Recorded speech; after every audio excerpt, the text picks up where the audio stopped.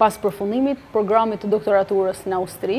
mendova patjetër si mund ta përfshinim Shqipërinë në këtë program. Dhe sigurisht, alternativa më e natyrshme ishte Universiteti i Shkodrës Luigjë Gorakuqi. Nisëm menjëherë bashkëpunimin midis konsorciumit në Austri dhe Universitetit Luigjë Gorakuqi, realizuam një takim dhe jam shumë e lumtur që pas një pune gati 1 vjeçare, tashmë është realitet. Universiteti Luigjë Gorakuqi është zyrtarisht partner në konsorciumin e 2 doktoraturave, njëra në shkencat ekonomike, tjetra në shkencat e komunikimit, ku çdo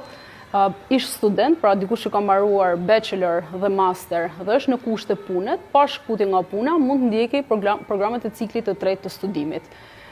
Kjo mundësi e Universitetit të Shkodrës